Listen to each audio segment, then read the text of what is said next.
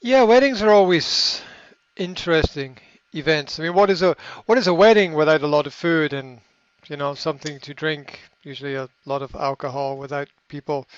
What is a wedding without people getting drunk unnecessarily, eating too much cake, um, dancing to some horribly stupid disco music from the 1970s?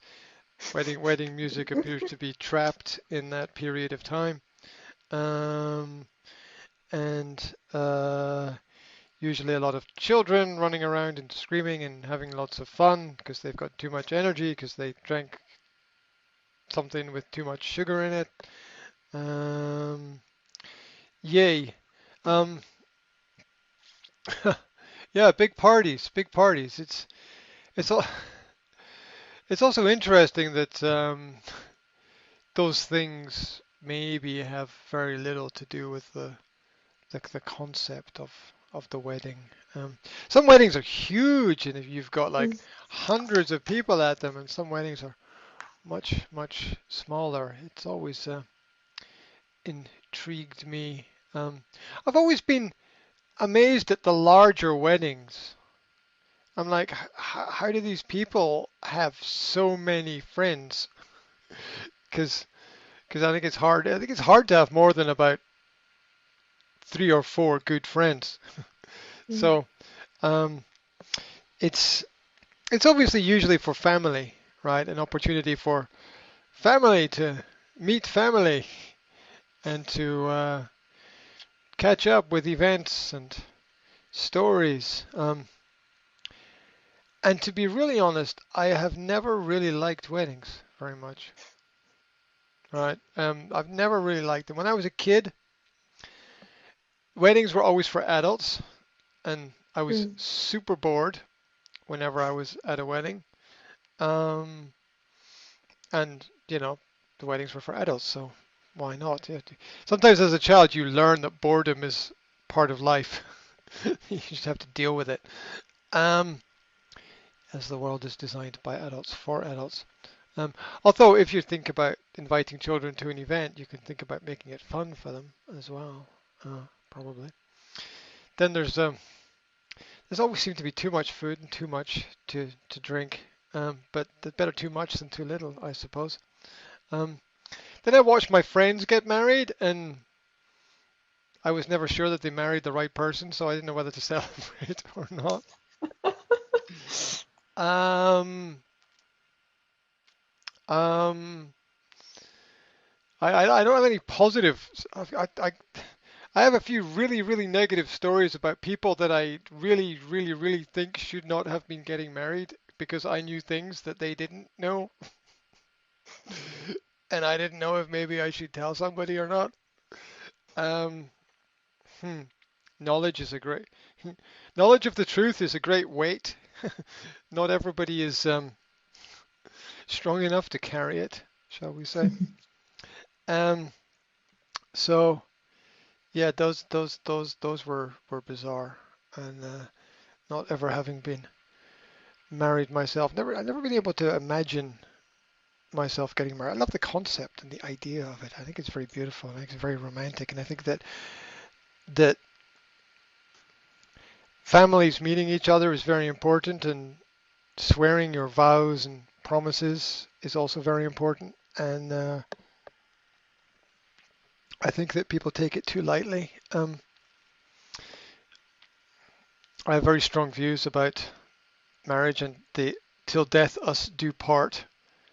Um, Richer or poorer, better or worse. A lot of people don't support each other when times get difficult, and the marriage vows specifically state, the marriage promise specifically states that you are to support your partner when they're sick and support your partner when they're going through very difficult times. And a lot of people just tend to give up and move on, which which I think is uh, which I think is horribly wrong.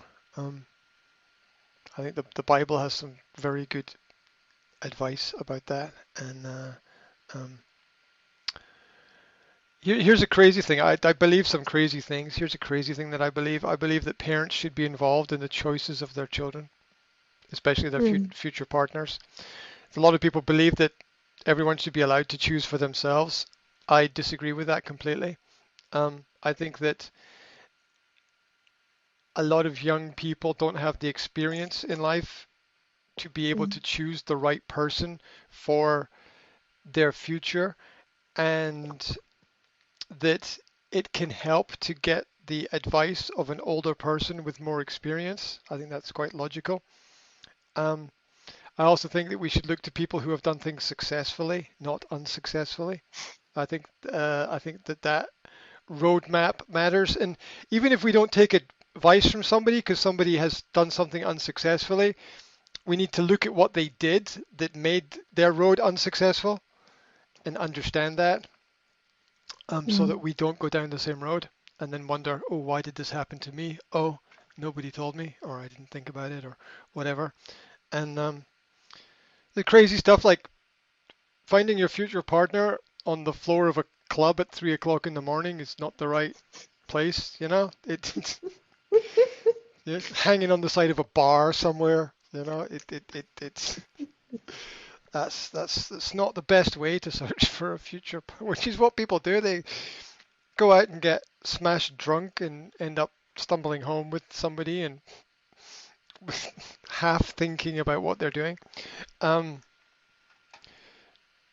been there, done that myself, to be honest. Um, um, Not having good friends around about to go, that's not the right way to do it. You know, if you're surrounded by people that are you're going, yay, well done, good job. No, no, no, those are not your friends. Those congratulations, well done, yeah. Yeah, you know, we talked about this. But have another beer. You know, I know you can't stand, but have another beer anyway, right? Yeah, which is what people do, and they fall over, and uh,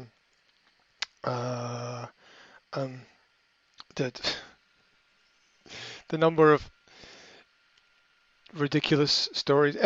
Here's the other thing that I'm at a point in my life where if somebody tells me something went wrong, I can pretty much pick out exactly what time and what place and how things happened. And here's an example. I met a parent of another child in the park the other day, and we were talking, and they were like, "Oh, they were like, oh, I got to go back to the doctor again." And I was like, "Why do you have to go to the doctor?" And he said, "Well, he said, oh, it's my ankle. I broke my ankle." I'm like, how'd you break your ankle? He said, "Oh, I fell off a roof." And I was like, "Alcohol? You were drunk?" He's like, "Yeah. How did you know?" I'm like, I'm old. I don't know. I just like after a certain point in life, you just instantly understand how the world works, right? Why else would somebody be stumbling around on a roof if they hadn't drunk alcohol? Because it's not what people do normally, right? I mean, it's an obvious thing.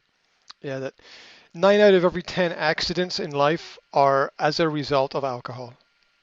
That's Mm. guaranteed. Yeah, 9 out of every 10 accidents in life are as a result of either being either the night before or the morning after or whatever. It's a result of alcohol. Mm. And about 50% of pregnancies as well. As well. Judging from my friends, right? Um, so um, so there's no moral guidance for people. There's very few people out there going, no, that's wrong.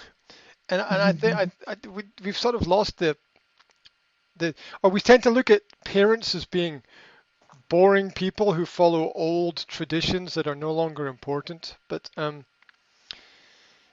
did take the I would say Western Christian, almost Slavic perspective on things, that it's not bad to have parents closely involved in the lives of children because they can definitely steer them away from obvious problems.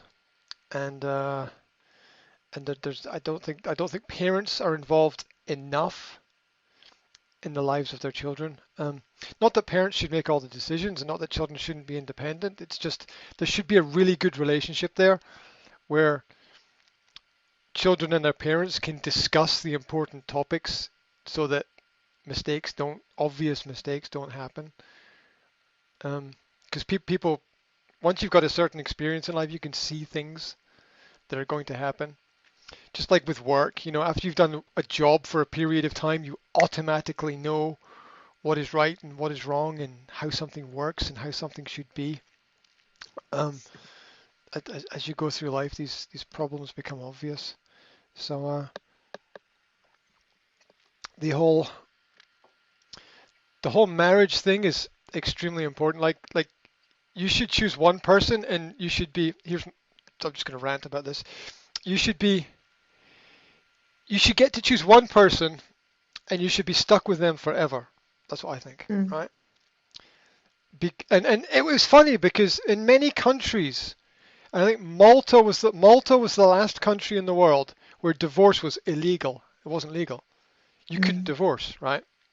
And there were many countries previously where you couldn't divorce. Now I can, there's obviously there's another side to things, but follow my thinking, right? You get to choose one person and that's it. So if you only ever get one chance and one choice, you're going to be really, really, really careful about that choice. Mm. Yeah, you're going to be really, really, really careful. And I think that's a good thing. I think it's a good thing to be super careful about that choice and super thoughtful and to reason it through and to check every like a job interview, you know, right? You want to employ the right person for the job. Yeah, you want to have these specific set of questions, and you want it to be the right person for the job. And even then, you still don't know. You got all this information, and all this background, and all this history, and all these papers and qualifications, and um, processes, and questions and answers, and you still might employ the wrong person, right? Mm. um, so I mean, it's even harder when choosing a partner because that's a big emotional decision as well. It's not just practical.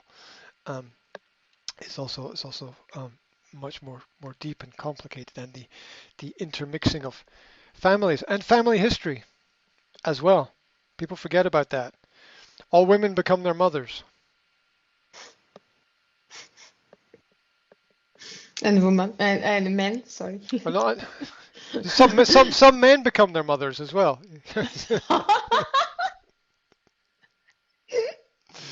Right? Um, it's but I say all. I don't all, but here's my experience in life, and this is just my experience. Somebody else can tell you something completely different. I would say 9 out of 10 women become their mothers, unavoidably. Mm. Not instantly. It doesn't happen instantly. It happens over a long period. It's like an arc. It happens over a long period of time where you're sort of moving away from her, but you end up coming back to her. Mm. Yeah. Yeah, so it's very often like age 20 to 30, people move away from their parents, but 30 to 40, they end up coming back to them. Um, Mm. that's if people are lucky enough to have parents or functioning parents or even know who their parents are, right? Um, it's a ridiculous scenario in the modern world, but um, that's why rich families are very, very pedantic about the marriage of their children. I don't know if you've ever had an idea or witnessed this or whatever, but if you think about how rich families behave, like super rich families, they're very, very, very controlling about who their children marry. Mm. Yeah, it has to be a certain person from a certain other family, or a certain person from a certain dynasty, or somebody who goes to a certain school. That's why there are schools for rich people. Schools are just breeding grounds where similar people go to find partners in general. Mm. Um, so that's why rich people spend a lot of. That's why rich families spend more money for their daughters to go to rich schools than their sons because they want their daughters to marry into the sons of the families that send their children to rich schools. Mm. That's why they send them there in the first place, so that they stay within that social circle and cycle. Sometimes it breaks down, but that's usually only in Disney fairy tale stories that are not real. uh, in, in general, princes tend to always marry princesses, and princesses always tend to marry princes. Um, it's the way people don't really have that much of a choice or say in those things. But um, hard choices. I really believe that marriage is fundamentally important. And if you only get one chance to get it right, I think, and then you have to stick with it to the end. If you get it wrong, people will be far more careful than if they can go, it doesn't work, you'll find someone else. Mm. There's also statistical analysis, right? If you work with numbers and statistics, here's a fact for you. The more relationships you have, the less likely successful marriage you will have. That's a fact. It's proportionally representative, yeah? Um, so it works out that if you have 3 boyfriends or 3 girlfriends, there's a 50% chance that your marriage will be successful. And if you have 5 to 8, there's only like a 20% chance your marriage will be successful. So if you've had like more than 8 boyfriends, there's only a 20% chance your marriage will be successful. And that's a fact. That's a Okay. fact, right? Mm. Um, and nobody told me this when I learned this when I was like about 30 to 35, right? I learned this from just life experience and reading and listening and trying to figure out what works and what doesn't work and why. Um, and then there's like people who do these presentations. They're like, "Do you want your marriage to be successful?" Yeah, everybody wants their marriage to be successful, right? Okay, well, here are the statistics, and it's just like bloody hell. So if you have more than 3 boyfriends or 3 girlfriends, there's a 50% chance, and if you only have one, it's like there's an 80%. If you only ever have one partner, it's an 80% chance your marriage will be successful. 80% is the Mm. highest possibility of success, and and uh, and it also functions as a downward spiral. That unsuccessful marriages and families produce more unsuccessful partnerships and relationships. Mm. It's a downward spiral or an exponential growth of negativity. Um, because there's no positive role model. So if your parents have split up, um, then then you don't have any example of what normal is. And if you don't know what normal is, how can you find normal, right? Mm. If you, it's really difficult to find a normal if you don't know what normal is. Normal becomes some fantasy that you only see on television or in a film somewhere, or maybe if you're lucky, you've got good friends and their parents are normal. Yeah, and that can be really helpful. Um, but um, um,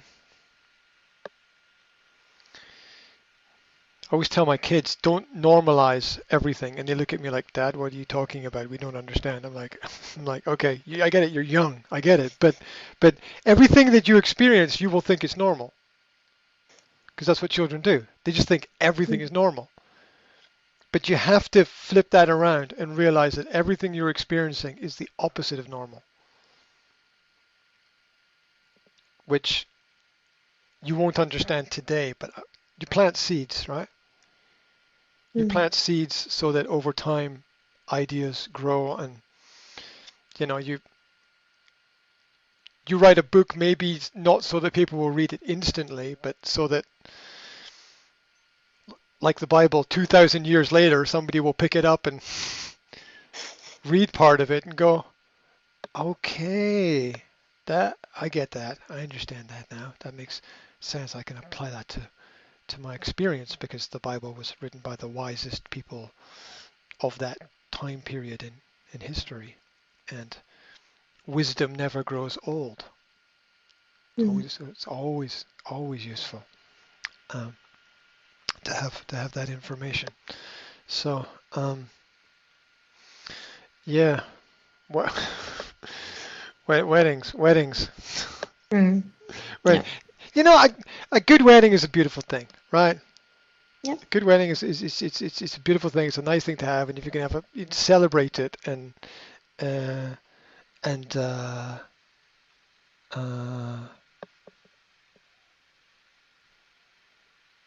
yeah, I don't know. I have some kind of hang up about it. I don't know why. I don't have any positive experience of it myself. That's it. I'm sure there are great examples of fantastic things like that happening somewhere. Yeah. Well, Yeah. let me give you a really brutal story. It's not connected with what we're doing today, but let me just tell you something, right? And this is the real world. This is how messed up the real world is, right? I can't give you any names because it will identify people. I'll just tell you Slovakia, right? I was in Slovakia, and a friend of a friend, friends. I had a lot of friends. That's really dangerous, right? You can't have a lot of friends because you don't really know people that well. Um, Mm. anyway, a friend of a friend was getting married, and there was a big party, and blah blah blah blah blah blah blah blah blah. And there's all these parties that there was a night before party, right? You know, Yeah. Yeah. there's the oh, I forgot what do you call them? One of them is the stag party. Is that for the men? Stag parties for the men, and then the women have their party, and Yeah. they I go know. I out. know. I Yeah, know. yeah. Yeah. Well, the friends of my friend who was getting married took him to a prostitute the night before his wedding. And I was sitting in the wedding the next day like, I cannot believe that we're even here. Mm. And it just, if, if ever there was something, I mean, sometimes in life, you can have a question mark over, is this right or is this wrong, right? And you're not sure sometimes in life. You got to think about, is this right or is this wrong? I'm not sure. But this was so completely, obviously the wrong thing to do that the I just couldn't believe it. I sat there at the wedding like are you I was with my friends. Are you guys okay with all of what happened last night? And one of my friends said no, I'm not okay. And the other people were like, hey, whatever, you know, that's life. I'm like, no, no, no, this is not good, guys, not good. You've got it all wrong. It was at that point I realized that maybe some of my friends weren't really people that you would want as friends, Mm. um, because the value system that they had was different from the value system that I wanted to Mm. have. And why the people around you are extremely important in how you progress through life. If you don't have the right people around you, you will be pulled into the wrong experiences and the wrong circles. But smart people know that when they're they're young because they have experiences and they learn quickly. So um, it's just I, I don't know. It's just wrong. Just things that are obviously wrong. So I'm gonna share that story because it's just the, the the world is weird. Mm. It is. The world is very weird, and people will perhaps accept things that they maybe shouldn't accept. And the the argument from my friends is, well, they all lived happily ever after. Did they? I don't know about that. Mm.